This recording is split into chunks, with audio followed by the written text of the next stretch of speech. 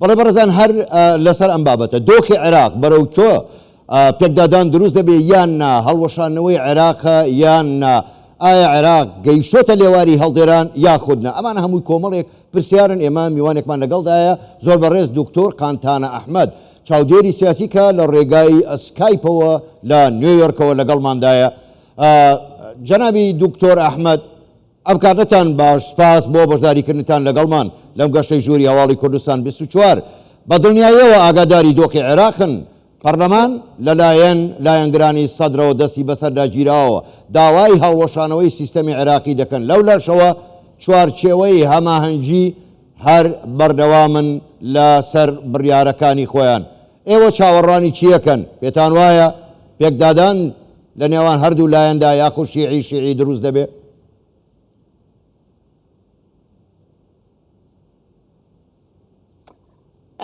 It's such a tragedy, and a tragedy that I experienced personally because I have had many years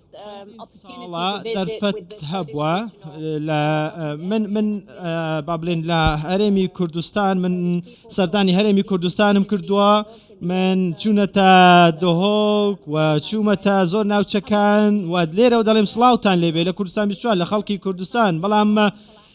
ئێستا ئەمە هەرەسی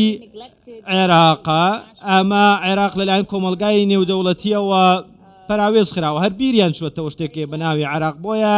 من زۆر خۆشحاڵم کە سەدام نەماوە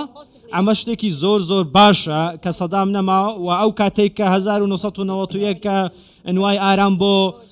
کوردستان لەلایەن سەرۆک بوشەوە ڕاگەیەندرا بەڵام لەو ساوە تا ئێستا بەڕاستی مافی پێکهاتەکان زۆر پێشێل کراوە بە تایبەتی ئێران دەستێوەردانێکی زۆر خراپ و ناشرین و نایەسایی لە عێراقا کردووە و ئێستا دەبینین موقتەدا سەدر توانیویەتی کە شەقامی عێراق بجوڵێنێ تاکە کەسە ئەتوانێت شەقامی عێراق و شیعەکان بجوڵێنێ وەک دەبینن کە ئێستا لەسەر شاشە و شیعەکان لە مێژووی عێراقدا بڕیاریان داوە کە نابێ بکەوێتە ژێر هەژمونی ئێران و ئەمریکاوە ئەمە شیعەکان دەڵێن ئەگەر هەر یەک لەمانە ڕوویدا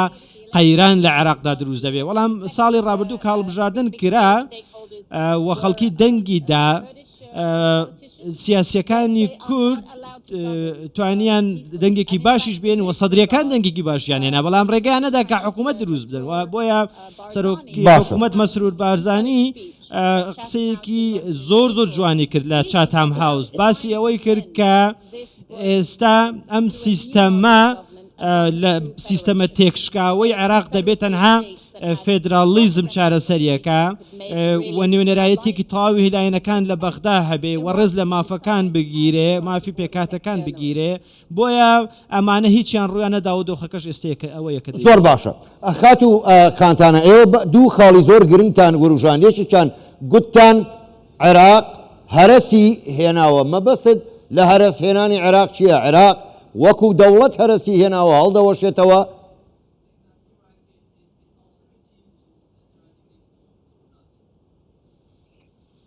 بەڵێ نەخێن مەبەستم ئەوە بوو کە عێراق وڵاتێکی گرنگە کە بەڕاستی تووشی ململانەیەکی خراپ بووە بەڵام لایەنە دەرەکیەکان دەستێوەردانیان کردو ئیستیغلالی ئەم ململانەیان کردو بە تایبەتی ئێران مەبەستم ئێرانە و هەوڵ دراوەکە وەکو لوبنانی پێ بکەن واتە ئەوەی پێڵێن بە لوبنانیکردنی عێراقا و معمەل و دروستکەری با بڵێن هاوێژەری موشکیان هێناوەتە عێراق و سوپای پاسداران هاتوونەتە ناو عێراقەوە و ڕاهێنان بە خەڵکی دەکەن و هێرش دەکەنە سەر تەلەبیب و سەر هەڕەشە لە سعودیە دەکەن و هەڕەشە لە کوردستان دەکەن و بۆیە ئەمە هەوڵی ئێرانە بۆی کە چەند بینیتان کە بەڕاستی هەولێر کە ناوچەیەکی ئارام و یاسایی دانپێدانراوە هەرێمێکیە کە خەڵکی کوردی تێدا دەژی ئەوان دەن هێرشی دەکەنە سەر ئەمە بەڕاستی تێکدانی وڵاتەکەیە ئەمە پێی دەڵێن شەڕی بریگرتەی ئێران کردوێتە عێراقی کردوتە مەیدانت بۆ لێکراکردنەوەی ململانەکانی خۆی بۆیە ئێستا دەبینی ئەمە لێکەوتەی ئەو سیاسەتە زۆر خراپەی ئێرانە بۆیە ئێران هەژمونی و سیاسەتێکی فراوانتری هەیە بۆ ناوچەکە لە بیرت نەچێت کە ئێران لە 8 ساڵی شەڕی ئێران عێراقدا شکا و ئەو کاتەی کە با بڵێن ئەمریکا و وڵاتانی دیکە پاڵپشتی عێراقیان دەکرد و بینیتان کە ئێران هاتە ناوەوە بەشێکی سووریای داگیر کردووە و هەندێک لە میلیشیاکان ئەوانەی کە حوثیەکان هاوکاریان دەکات لوبنانی والێ کرد کە حیزبوڵای هاوکاری کرد سەیری ئەم یاریەکەن ئێران چی کردو لە ناوچە زۆر باشە خات و قانتانە ئێوە زۆر ئاماژە بە دەستێوەردانی ئێران دەکەن لە کاروباری عێراقدا ئەوەش لە لای هەموو لایەک ڕوون و ئاشکرایە پرسیارەکەی من بە دیاریکراوی ئەوەیە ئایا ئێران هەروە بە ئاسانی دەستبەرداری عێراق دەبێ و لێ دەگەڕێ گۆڕەپانەکە چۆڵکە بۆ سەدر و لایەنەکانی سەدر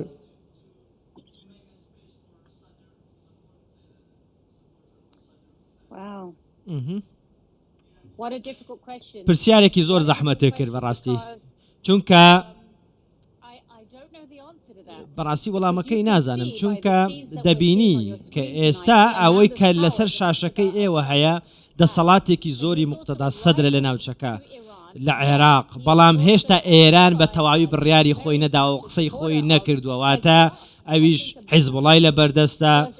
ئیتاری تەنسیقی لە بەردەستە و بەدڵنیاییەوە ڕێگە نادێ مقتەدا سەدر داهاتووی عێراقیەک لاکاتەوە واتە هەژمونی خۆی بسەپێنێ بەسەر ئێراندا ئەوەی کە ئێران ئیستیغلالی کردووە دابشکردنی ماڵی شیعەیە دابشکردنی سیاسەتە دابشکردنی میلیشیاکانە دابشکردنی عێراقە بەڵام ئەمە هۆکارەکەی منێ گەڕێنمەوە بۆ غیابی ئەمریکا لە سیاسەتی لەسەر ئەرزی واقعی عێراقدا وەک چۆن لە سووریا بینیمان کە بەهۆی غیابی تەواوی ئەمریکاوە ئۆکرانیای داگیر کرد و کاتێک کە با بڵێن نانسی پیلۆسی کە دەویست سەردانی تایوان بکە چین کاردانەوەی چی بوو بۆیە بۆ ئێرانیش بە هەمان شێوە کاتێک کە ئەبینێ ئەمریکا جێپەنجەی لە ناوچەکەدا لە ڕۆژڵاتی ناوەڕاستی گەورەدا کەم کردووەتەوە بوونی خۆی کەم کردووەتەوە ئەو کاتە ئێران دێت ئەم شوێنە پڕەکاتەوە و ئەوەی کابوڵیشتان بینی کە ساڵێک لەمە و پێش لە ئەفغانستان چی ڕوویدا بۆیە ئێستا گەلی عێراق کەوتونەتە بەردەم ڕەحمەتی ئێرانیەکان زۆرتە تاکە چارەسەر من پێم وایە ڕێککەوتنە لەناو خۆیان ئەوەی کە سەرۆک وەزیران بارزانی مەسرور بارزانی باسی کرد لە چاتام هاز ئەم قسەی زۆر زۆر گرنگە بەڕاستی ئەمە ئالەنگاریەکە بۆ ئەمریکا کە دەڵێ ئێمە پێمان وایە کە عێراقێکی فێدراڵی حکوومەتێکی سنترال کە ئەمریکا بەردەوام جەخت لەم سیاسەتە دەکاتەوە عێراقێکی یەکگرت و عێراقێکی یەکپارچە عێراقێکی بەهێز عێراقێکی بەڵام ببینە ئەمە ئەو عێراقەیەکە باز دەکرێت بۆیە من پێم وایە قسەکانی بەڕێز سەرۆک وەزیران مەسرور بارزانی لە چاتام هاوس ئێستا ئەوە لە کەوتەکانی دەرکەوتون ڕاستەکانی دەرکەوتون بەڕاستی زۆر باشە خات و قانتانە دوا پرسیارە گەر بە کورتیش وەڵام دەیتەوە من زۆر سپاسە دەکەم کاتم زۆر کەم ماوە ئێوە باسی فیدرالیزمتان کرد لە عێراقدا بەڵام لە ئێستاوە سەدر دەڵێ دەبێ سیستەمی حکومڕانی لە عێراق هەڵبۆشێتەوە دەستور هەڵبۆشێتەوە پەرلەمان هەڵبۆشێتەوە واتە داوای حکمێکی مرکزی دەکا پرسیاری منەوەیە ئایا عێراق بە حکمێکی مرکزی دەڕوا بڕێوە یان باشترین چارەسەر سێ فیدرالیە بۆ کورد و سوننە و شیعە